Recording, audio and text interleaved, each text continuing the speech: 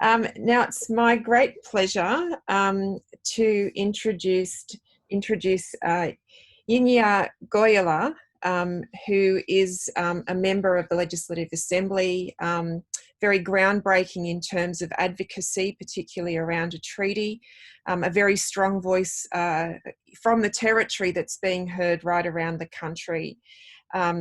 He is a Liya Dhalinymirr senior leader from the Djambarrpuyngu. So sorry about my Yuwalarai Gamilaroi pronunciation, my brother, but deepest respect for the work that you're doing. He was elected to the Northern Territory Parliament in 2016 as an independent member. So that in itself is really strong support from people and has been a really strong voice against the Northern Territory intervention and the Stronger Futures for many years, and has worked really hard to create inclusive laws and policies during that time. But also his work is very forward-looking as well, with very focused on advocacy around a treaty in partnership with government and respect for the authority of Aboriginal nations across the country, particularly the Northern Territory. So it is my great pleasure now to hand over to Yingiya. Good evening, everyone. And I'm calling from the town of Nhulunbuy in Arnhem Land. Nhulunbuy, I believe, is home of the Rirratjingu clan, one of the 13 immediate clans, but there are other clans around the top end or along the Arnhem Land coast.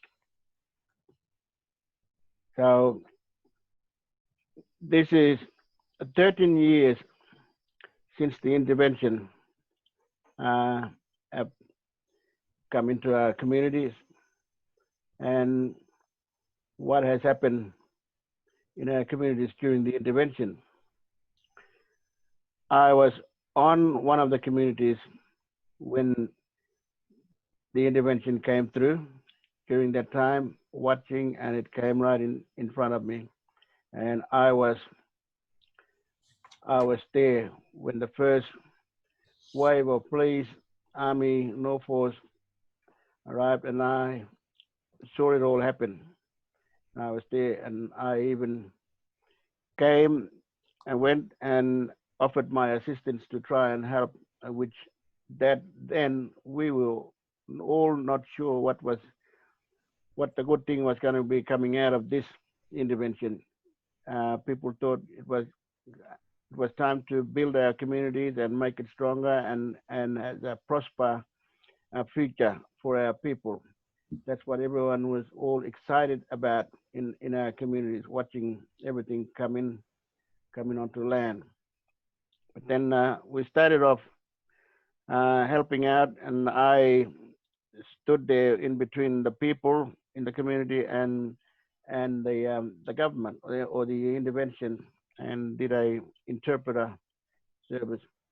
When in 2007 they came, and the children that we had then was well behaved and had a good discipline, and health checks were done in a kind of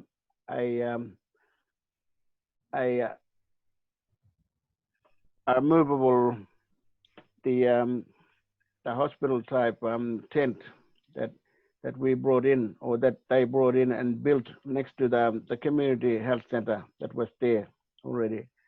And so we helped them, and there was no checks. There were checks done with the teenagers. They were all at this stage, we're looking at 15 years or 16 years older kids, and there was not much or no active STs or sexual active in the communities. It was because the children were living in communities that were really well behaved, and people had their own powers how to look after and look after the children, especially our elders had power and strength and knew what to do and how to look after our young people.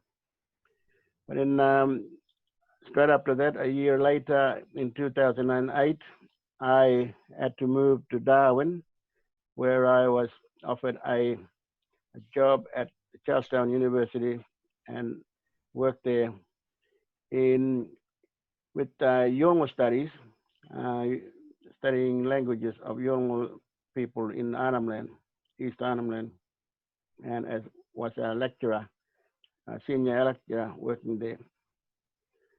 And later on in 2008, 2009, I returned back to the communities and to go back home on funerals or other occasions or on trips that I went back to do. Took the students from the CDU to go and meet with people on country, and then I saw negative changes happening. Our elders, senior leaders, parents, and everyone had been undermined and told they were not doing the right thing their way. Everybody seemed to be in confusion that we started to be impacted by what had hit us through this intervention that came through. And people were really confusing and children could start talk back, swear back at parents, and seeing unusual things happening to our children. And that was the outcome of this intervention that came through. This was also a push for an assimilation by the Northern Territory government, which was placing in for the super shires that came in and took over our communities, took over our community councils, which we weren't aware of, and soon we found out that we were under the hands of shires, super shires, and community councils in our local councils were no longer there. We had a big councils through the shire councils in places like Nhulunbuy or Djambarrpuyngu, in other places, looking after affairs for our communities. And that was also a kind of a confusion to our people through that. So here I was in Darwin, teaching and disciplining through the Yolngu studies classes, teaching non-Indigenous about how our Indigenous law and culture and system of governance works in our communities. Since then, I had went digital, which through Skype and all other technology that enabled me to teach people around around Australia, around the country, and I had few students around the world, Japan, Germany, in the States. There were classes that were learning about Indigenous culture, and they were doing very well, understanding what Yolngu law and governance all works about in living on country. But it was when we started to go back home, our children were behaving, like I said, behaving in a mysterious way that all discipline, respect, and empowerment, our elders were undermined, taking the powers off. There were people that our elders were just sitting in corners and watching. Some of the effects that came through, people started to enroll, brought in, and was signed in for work of DAL or work for the DAL. CDP was taken out of. CDP used to work on homelands and in communities were projects that used to run, but the government then through intervention said everybody needs to come in and sign in to what they call work for the dollar. And when they came in, everybody came in, all our countrymen, Yolngu came in and said, this is my a certificate which I gained while I was working in communities through the land community councils and the local government and how things were going. We are, I have been doing an apprenticeship, and people said, I have a certificate which I am a qualified a plumber working here, a tradesman. Some of them were working as in administration, in offices. But through intervention, they said, you won't be needing this. You need to sign up another form with the Centrelink here, and to achieve white card, then call white card or a yellow ochre card, so that you can work for the dollar. Sign up on Centrelink and come every day to the Centrelink and sign up, and which disabled everybody.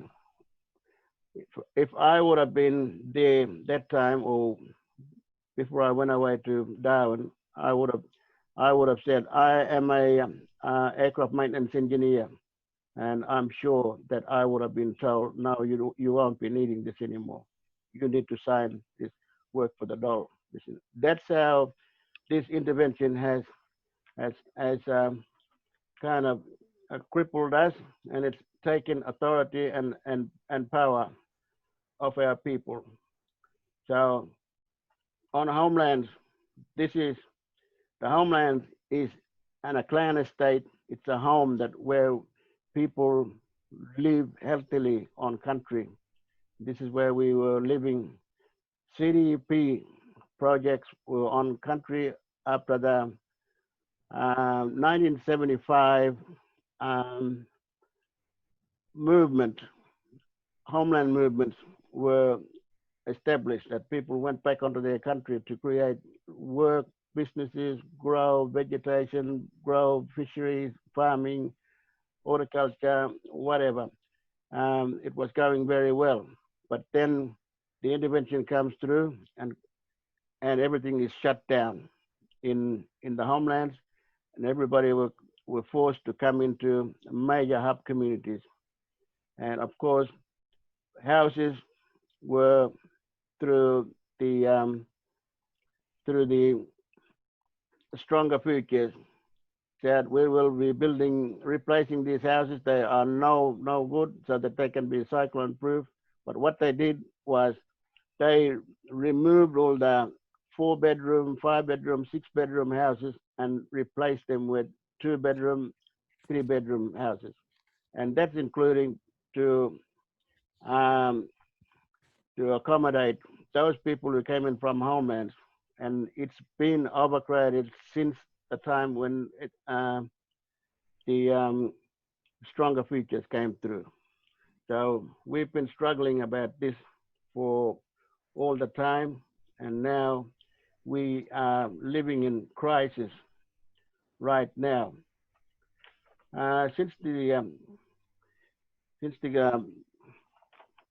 We have lived since then, since the intervention has lost our authority, or made us lose our authorities, place where our elders and leaders and people on the ground have lost to make how we could make a decision making for ourselves, for the people, so that we could decide what is best for our children, what is best for our communities, what is best for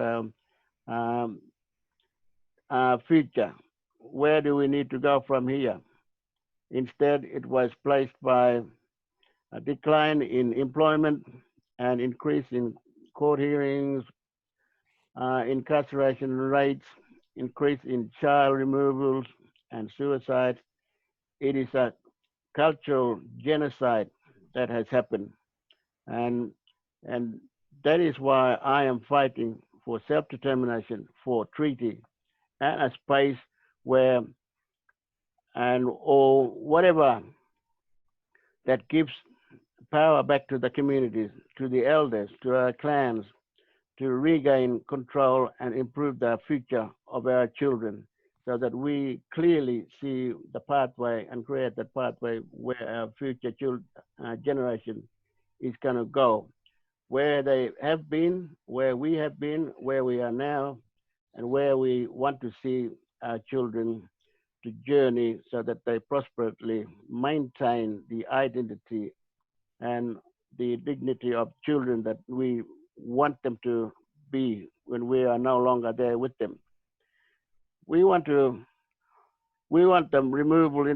We want the blanket of the intervention. And I say again, I want the blanket of the intervention removed so that we can have that breathing space again, so that we can be who we are, so that we can be human beings to maintain the future generation.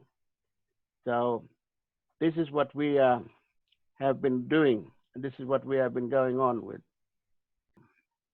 And this is what we have been fighting for. This is why we have been fighting for. Since then, when the Stronger Futures came through, and at 2011, I decided to come back and leave the Darwin classroom of Balanda students.